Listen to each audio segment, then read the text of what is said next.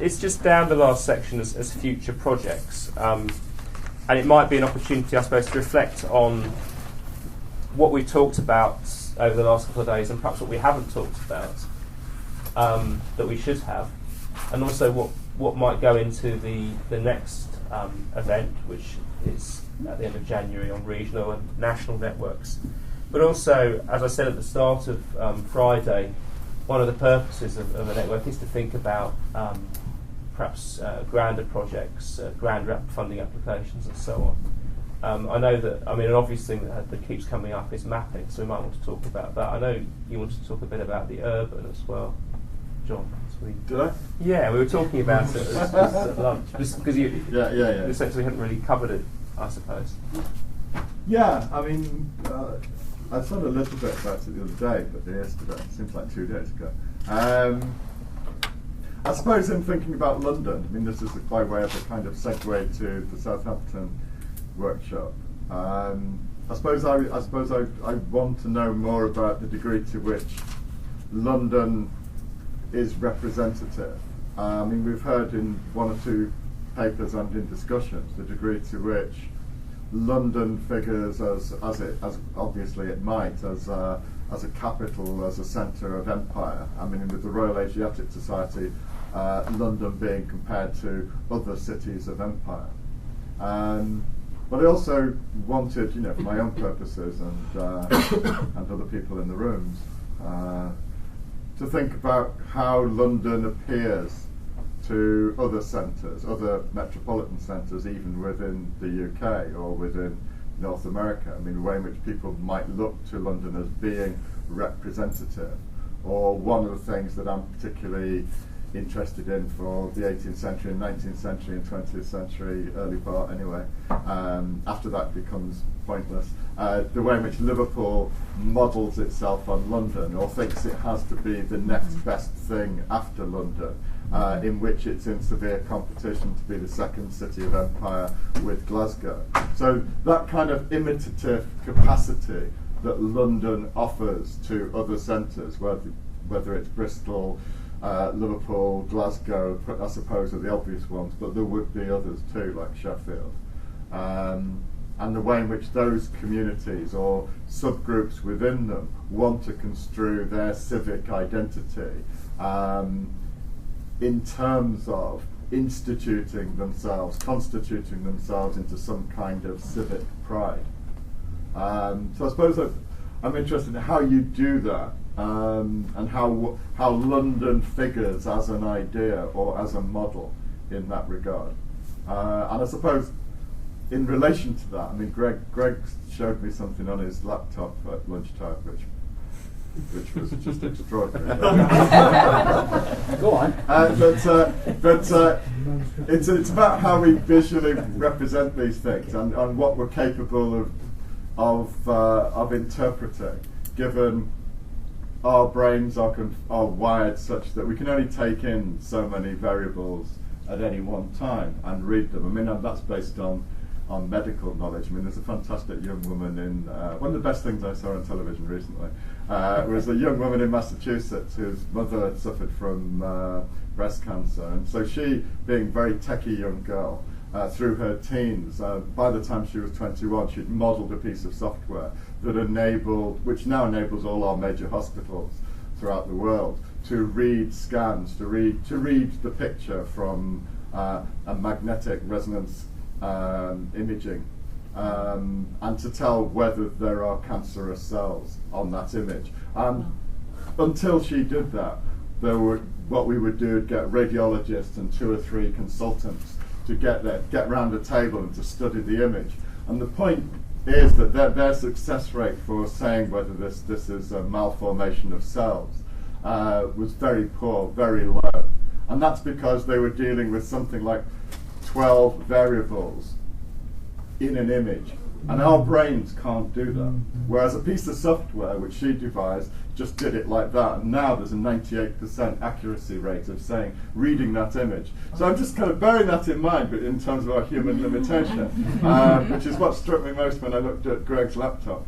The way in which we might put together different pieces of information in terms of zones of influence or lines of connection between different people and communities within this period. So, for example, I mean, that would suit you and me. If you had one of William Roscoe and Warrington, that would be one. Obviously, contact with London, but you've also got simultaneously a localised group within Liverpool city centre or within Gattaca, which is then a village just on the outskirts. But then you've also got simultaneously, through other media such as letter writing, the whole of the East Coast, all the major population centres through correspondence with Roscoe along the East Coast, eastern seaboard of the United States. Well, at least from Boston down to Georgia. And a shared sense of civic projects, including penitentiaries and means of dealing with the abject poor within those urban or semi-urban territories. So I think how you might map that and what that might look like is probably not what I saw on Greg's iPad, but it was the first attempt, wasn't it? I don't know. No, absolutely. No, I don't want to talk about my. I don't want to talk about what was on my screen. So that's just a way of introducing that prospect as well. I think most of us at least fantasise, this is where we might be different from Lamb, that we might get further by a systematic accumulation of knowledge. And insofar as we can only deal with a certain number of variables through our dominant medium of discursive prose, but if the data set is rich enough, we might be able to suddenly have new things appear to us because we're able to put it down in visual form, which we will never get at if we only work in narrative or discursive prose. That's all I would want to say. Well, here to that, but then you have to have a provisional systems model. And you choose what are the elements that you want to do, and then you feed the data into it, and then you revise the model. And I think having definitions of words like creativity is not going to help you towards that model or towards building a system. But you might start with something rather simple, like the Brodel notion of structures, geography, and then conjunctures of things, and then events. And then you build in a mental element to that. But if we keep using words, provincial and creative, we can never separate those things. We're just stuck in prose and close reading of our own prose and historicising of words. We just can't. So I would be recommending to the group, I know no one's asked me to recommend it, you do build a provisional systems model of what you're trying to do. And since you're trying to study a system, then you've got a model of you're modelling yourself as well as modelling the thing you're studying. Yeah. But I wonder whether actually, a city like Liverpool, Leeds, would be a good place to run the model, because it struck me that one of the interesting problems, as well as excitements of the metropolis, is that quality of it being, as Jonathan Raven put it, a soft city. That it's kind of some cities are so big that they're kind of infinitely pliable, and the description of the city will depend on who you're asking to describe it, and there's so many things in play, so much building and unbuilding, the situation's so dynamic, in fact, that modelling becomes very, very difficult in a way. And that's what's exciting and enables lots of people to join communities, to join multiple communities and to move between them. That also makes it difficult to get the sense of structure that might be easier to get in because that's the context of what you're saying, isn't it, John, about these 19th century, so-called provincial cities. Is actually London's growing, but these cities are really growing in status and prestige and self-consciousness in the period, and so it's a good moment to catch them on that upward curve towards a sense of sort of cultural identity, I suppose. But also, I imagine in Liverpool, the number of institutions that you'd be interested in would not be countless, and they might be likely to be more permanent in some ways than the sort of rather more transient picture that you often get in London. But what? The logic of William's point is that the richer the data set, the more use that kind of methodology will be. So that you really probably do need London because it gives you so much more of an evidential basis from which to extrapolate. Whereas, something preparing the data set for London is the most interesting. The data set doesn't just exist; it has to be selected to some extent. And I mean, yeah, it might be easier to select. I think I'm possibly Greg. Just a sort of a corollary point that there's there are people at the Stanford Literary Lab trying to do this sort of thing where you produce visual models without needing so much such criteria. Clifford Siskin was demonstrating something at bars by which he took a data set from Echo and put in and sort of put system as a central point, took a load of titles and saw the other words in them, and saw how those moved to relate to each other, and that sort of thing.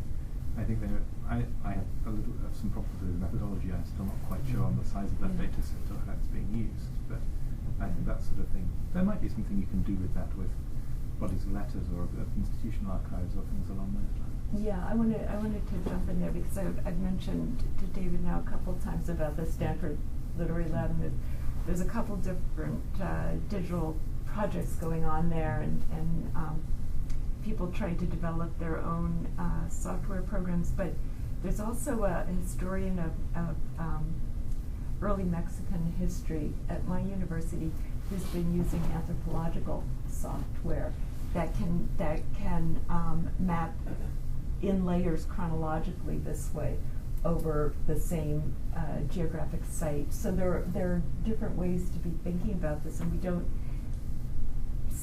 don't necessarily need to invent our own software or our own. I think you're a long way from the software. You should be doing some much simpler thinking of what are the things you want to look at and how they are related. Something that could be done on paper and pencil. I mean, Mark Philp, who's a sociologist, I think, by training, he took the Godwin Journal, which is complete for about 60 years, and which he noted who he met every day at dinners with Johnson, and he just categorized all the people he met. And he said, well, he was meeting all those bankers, he was meeting French emigres, he was meeting all kinds of unexpected people, and then Mark put them into categories, provisional categories, and then he did this with a pre-computer age. But that kind of thing could be done, I think. But it's a two-stage much more project, quickly. isn't And the trouble with the Stanford Literary Lab is that their software is terrific, but their data is rubbish. I mean, I've heard them present on anthologies, things to do with book trade, and since they have no reliable data, all their conclusions are of no value. It's rubbish in, rubbish out. So I think, and I've said that to him at a meeting which was called to discuss it. So start with about a dozen categories or events or connections that you want to make, and build a provisional thing, and then see if it works with paper and pencil, and then gradually elaborate it. And there are disciplines where they've been systematising for a long time, aren't they? And I think a first stage of any project would have to involve looking at people who theorise about networks, for example, and we need to agreeing on a way of breaking up the information. And you talked about the literary field and Bourdieu the other day, Greg, and that might be one possible model. It's not the only one, but I sort of agree in the sense that once you've found a way of categorising and systematising, then you move on to the software and the presenting of it. But in a sense, the intellectual work has to be done first, and that will require bringing in concepts and theories from disciplines beyond English, definitely, because with a few exceptions, we're not used to doing that sort of systematising work. It's what happens when you read, I know we've all had this experience, but when you read a magazine, you read the quarterly review, or you just see what Sully was able to write on, and you get this pretty withering sense that the range of these people's minds, like what you were saying, it's very, and we're just not educated like that anymore. So I think that affords a really exciting opportunity of bringing in lots of experts from lots of different fields, because one of us reading the quarterly review, well, I'll just speak for me, we're reading the quarterly review, there's a lot of knowledge in geography, there's a lot of knowledge. Oh boy.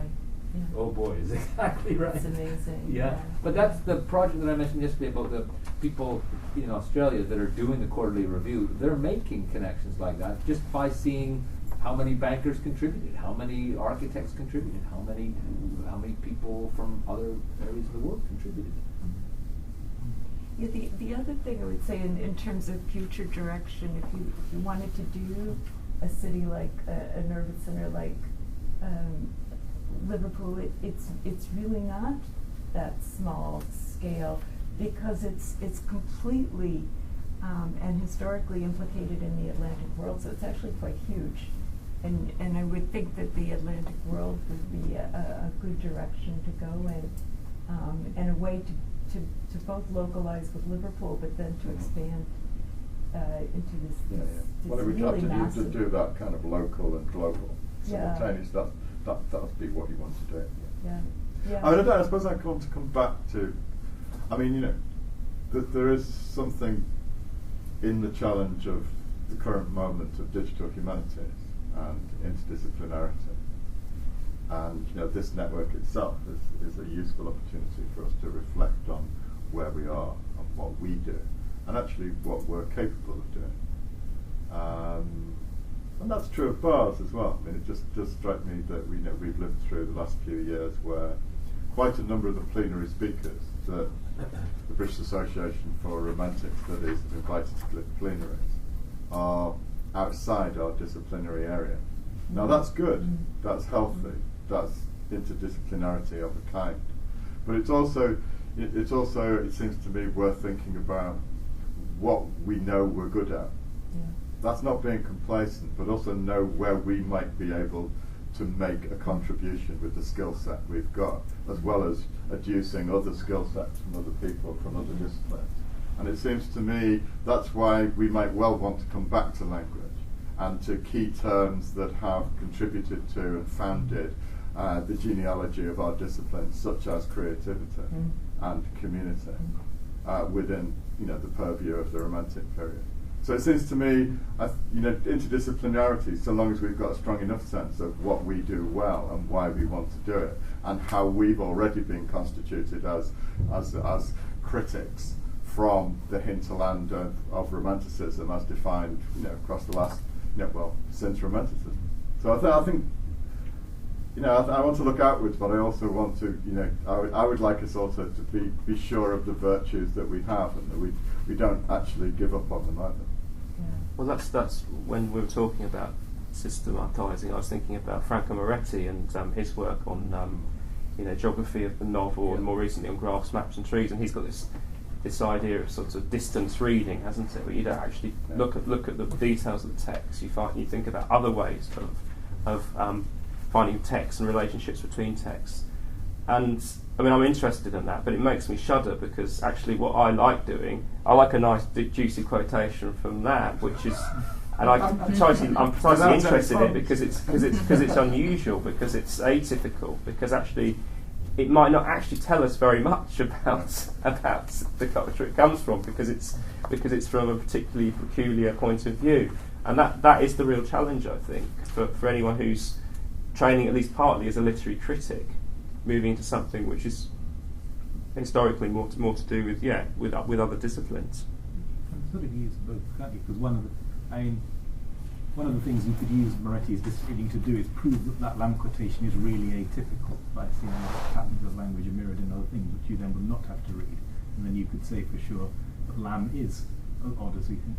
But I think one of the sort of problems that we have as Romanticists to some extent is that we read a series of people as central, who are in fact quite liminal in the period. Yeah. And that one of the things that this sort of Moretti style distant reading can do is to let us read the sort of the mainstream without actually having to read it, or at least That's rather genius. Not that I think that we should Yes, sort of shirk the task of reread. Someone should sort of take the task of rereading Rogers and Campbell and things like these, because there are good things in them. But you can use Moretti style stuff to sort of, in some ways, to make it clear why the people we read have lasted, what's special about them can be sort of articulated more clearly.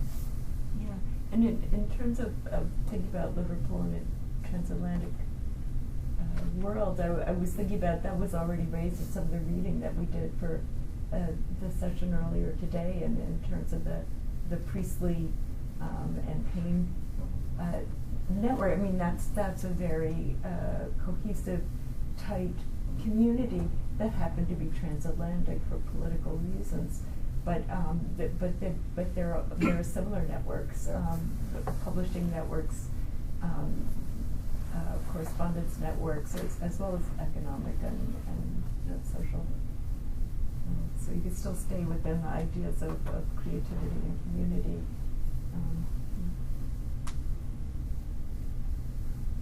It's 2 minutes to 4. Have people reached the end of the road? Do you think? Okay, I'm not going to try and summarise these discussions here, but we have an audio record of at least most of it, and I've got quite a few notes, and I will try and write something up and then circulate it so it becomes a collaborative record, I hope, of the 2 days. Thanks very much, everyone. It's been really, really interesting, and I hope you've all enjoyed it as much as I have. I think we should give ourselves a round of applause.